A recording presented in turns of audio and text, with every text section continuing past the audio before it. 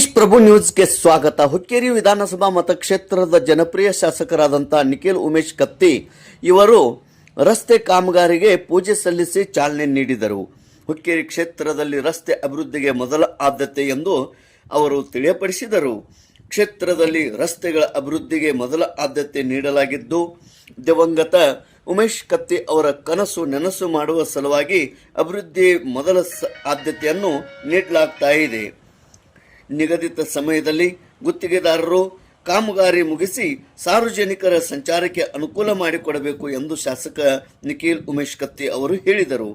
ತಾಲೂಕಿನ ಮದಮಕ್ಕನಾಳ್ ಗ್ರಾಮದಲ್ಲಿ 78 ಲಕ್ಷ ರೂಪಾಯಿ ಅನುದಾನ ವೆಚ್ಚದ ರಸ್ತೆ ಮರು ಡಾಂಬರೀಕರಣ ಕಾಮಗಾರಿಗೆ ಭೂಮಿ ಪೂಜೆ ನೆರವೇರಿಸಿ ಅವರು ಮಾತನಾಡಿದರು.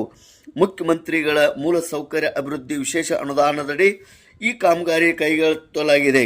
ಗ್ರಾಮೀಣ ಭಾಗದ ಜನರ ಸುಗಮ ಸಂಚಾರಕ್ಕೆ ಅನುಕೂಲವಾಗುವಂತೆ ಗುಣಮಟ್ಟದ ರಸ್ತೆ ನಿರ್ಮಾಣ ಮಾಡಲಾಗುವುದು ಎಂದು ಶಾಸಕರು ಭರವಸೆ ನೀಡಿದರು.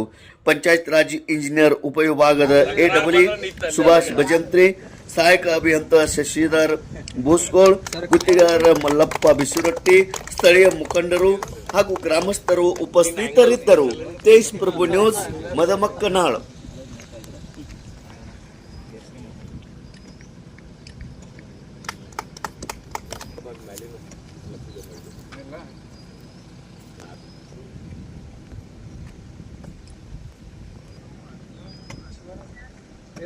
ಗೌಡ್ರ ಬರ್ರಿ.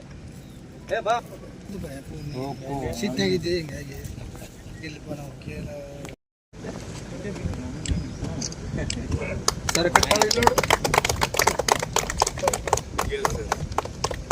ನಿನ್ನ ಆಂಗಲ್ ಸ್ಪೆಷಲ್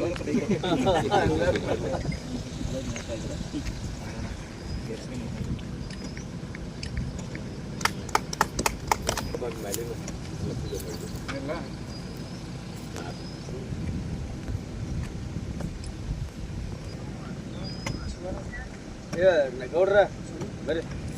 ಏ ಬಾ ಸಿಟ್ಟಾಗಿದೆ ಹಿಂಗಾಗಿ ಇಲ್ಲಪ್ಪ ನಾವು ಕೇಳ